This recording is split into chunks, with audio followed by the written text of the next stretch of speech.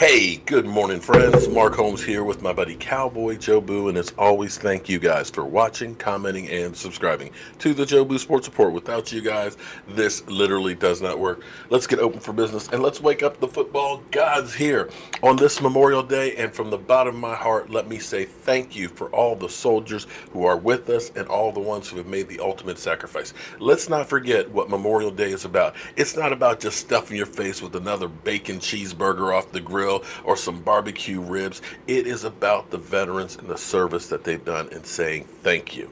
So make sure if you see a vet out there, you say thank you very much for all you have done to keep us free. So our Cowboys, they're off, of course, today with the holiday. Hopefully they're not stuffing their face too much and stuff. They have mini camp that starts on the 11th of June. So we've got that coming up. And, of course, tonight, 9 o'clock Eastern, we'll have our live stream talking about the Dallas Cowboys. And I wanted to, at the passing of Bart Starr, one of the great quarterbacks back in the day, and I know you younger people don't have the perspective of what happened before you because you only kind of remember what you know. But I encourage you guys to go back and look at some of the footage of the NFL and these great players and stuff. And if you get a chance, go to the Hall of Fame and read the stories because it will blow your mind away. The fact that you had, in a 14-game season, the numbers that you had with Deacon Jones, for example. They say he had 29 sacks in one season.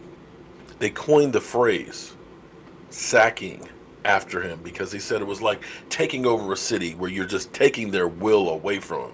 But they didn't keep it as an official stat back then with a lot of things. So when we look and see guys, oh my God, he's got 14 sacks. Okay, big deal. Look back through history. So understand and learn about these greats that paved the way for others. So earlier this week, this gentleman, Jay Poppy, had posted on Twitter, and I don't think he expected to get the response that he did, about the top black quarterbacks in history not up for debate. I don't know why it's not up for debate. You got Donovan McNabb, you've got Michael Vick, you got Steve McNair, and you've got RG3. And I'm sitting here like, you got to be kidding me. RG3? RG3 wasn't even the best black quarterback that the Redskins had. Heck, I might put Jason Campbell ahead of him.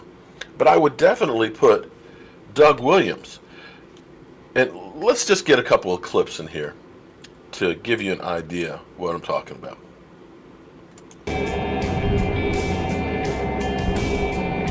The most important thing about this, Joe Gibbs, Bobby Bam, Jack King Cook didn't bring Doug Williams to San Diego to show off a black quarterback. We know why we came here. We came here to work hard and win the Super Bowl. 1st and 10. Slipping down is Williams, and he gets sacked at the 24-yard line.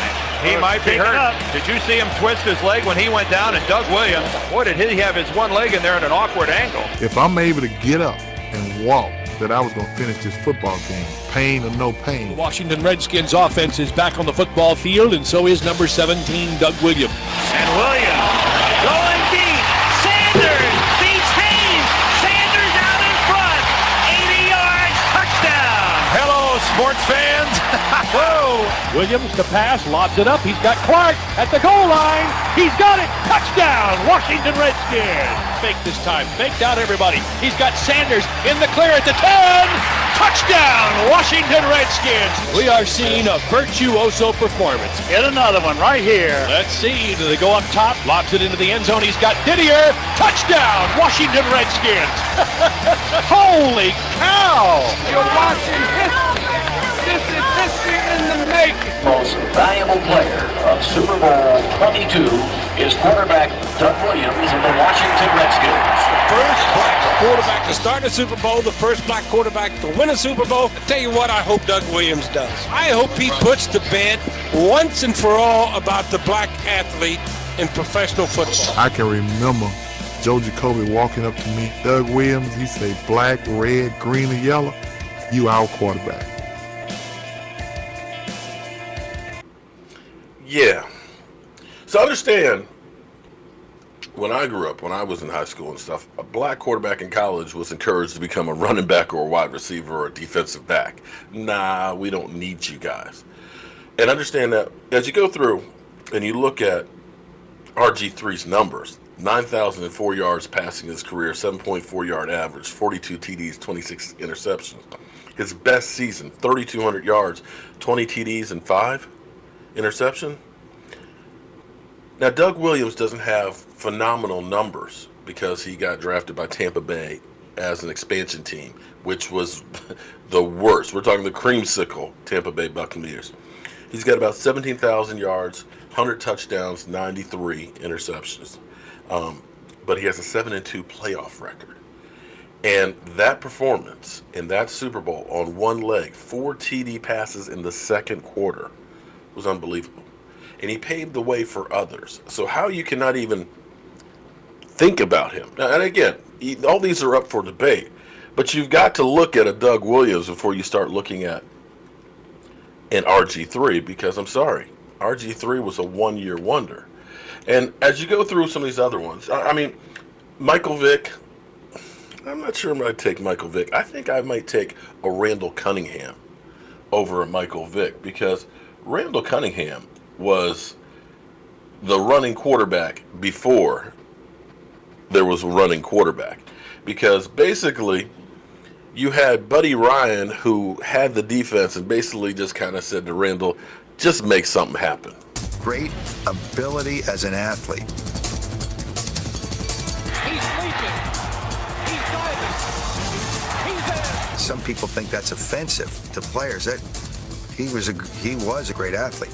I don't think I've ever seen a quarterback who had as much basic physical talent as Randall Cunningham. You know, when I first saw Randall, our first minicamp, I thought this guy would be the greatest quarterback of all time. I really did. He had that kind of talent. We were in Buffalo, and I said, I know Bruce Smith is coming. At the split second I needed to, I ducked, and he went over me. I said, whoa. He ducks under 3 men. He's looking. He's rolling. He's heaving it deep downfield for Barnett, who leaps and has it at the 40. Barnett's going to score! Some of the things I did on the field, I don't know how I did them.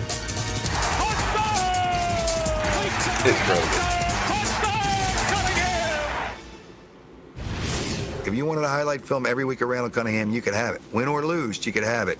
And I think there was too many times he got caught up in that.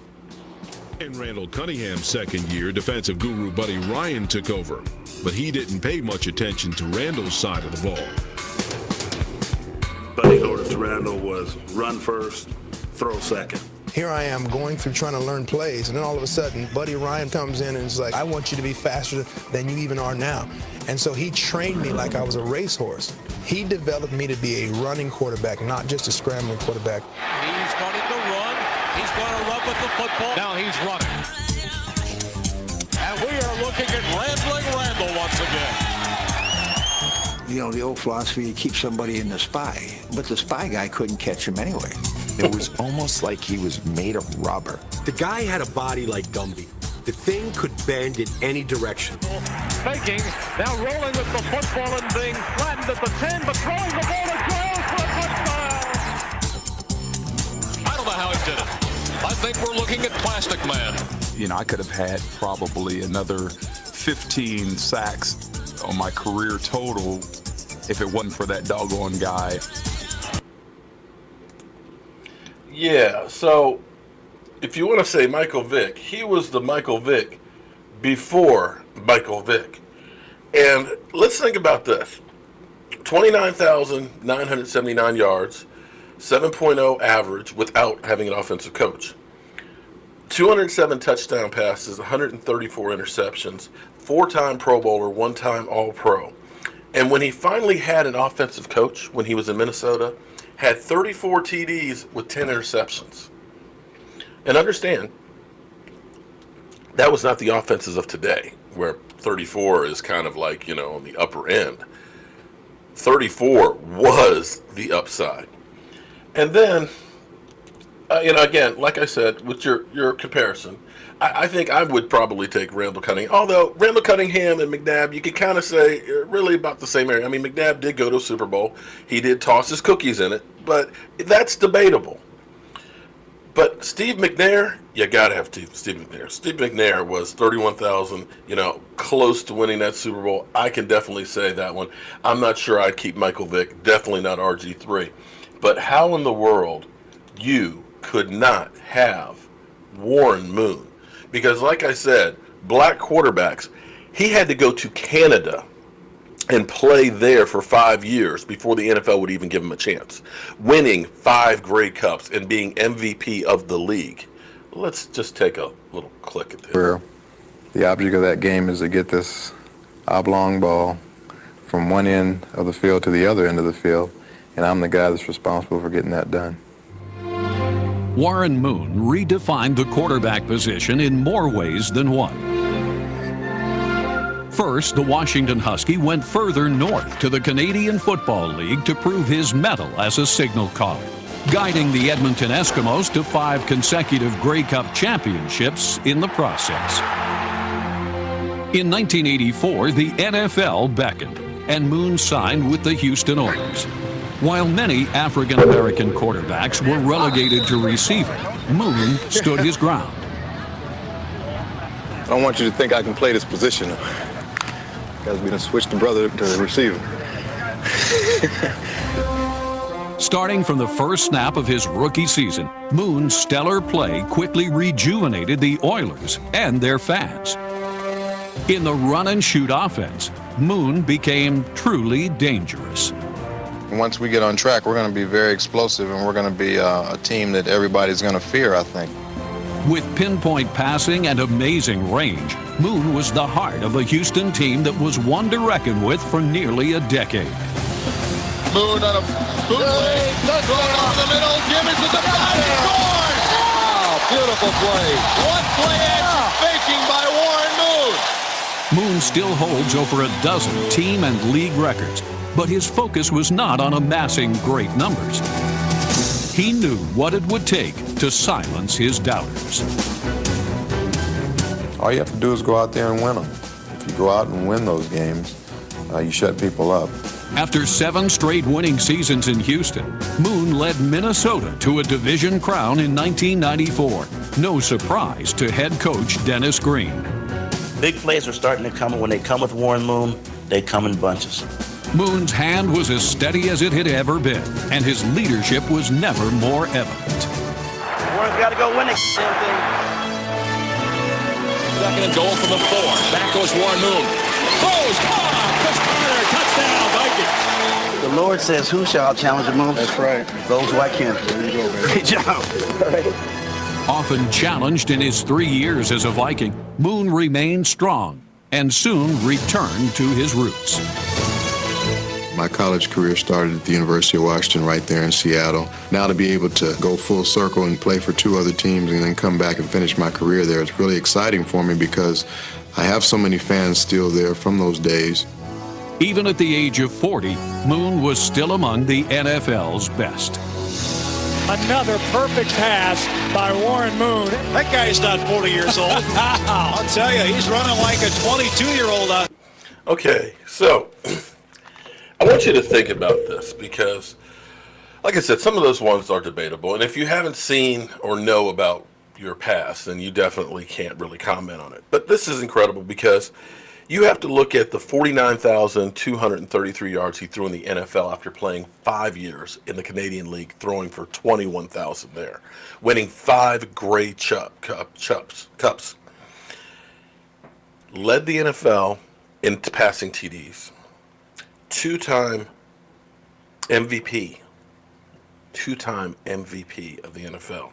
Hall of Famer. Had 4 seasons of over 4,000 yards. And trust me, there weren't 4,000 yard seasons back then. 4,000 yard seasons were like, oh my God, that would be like a 6,000 yarder right now. His best season, 33 touchdowns, 13 interceptions, 4,689 yards. Unbelievable. It was unbelievable what he did at the age that he did after sitting out from the NFL for 5 years. So I don't do this to try to disrespect you. And this is not to be a fight. Unfortunately, when people don't agree, it seems like everybody wants to have an argument and say that there's a beef. It's not about being a beef. It's about educating you because there are so many great players that are forgotten, that we don't know about. And it brings me back to something that Roger Staubach said to me. I was fortunate enough to meet him at the Hall of Fame. Roger Staubach said, as I was giving him a ride, it's just great to be remembered. I was like, what the fuck? You're Roger Staubach. Nobody's forgetting you. But I understood what he meant when I got back and at this autograph signing tent where you had Hall of Famers that are in there. Guys like Chris Hamburger and Lynn Dickey and things like that. Guys and stuff that I remember growing up that are Hall of Famers that built the league. But nobody's wanting their autograph. Nobody knows who they are. So this is just a time to try and educate you a little bit more on the quarterbacks. And there's some other great ones out there. There's lots of great ones. And in fact, the fact that you don't even consider Russell Wilson, with him winning one and being in a second one in that list with RG3, to me just blows my mind. But maybe we can revisit this at another point, because there's some great quarterback play that's been out there that people don't remember. I'm Mark Holmes, and make sure you guys tune in tonight, 9 o'clock Eastern, for our live stream. I'll see you soon.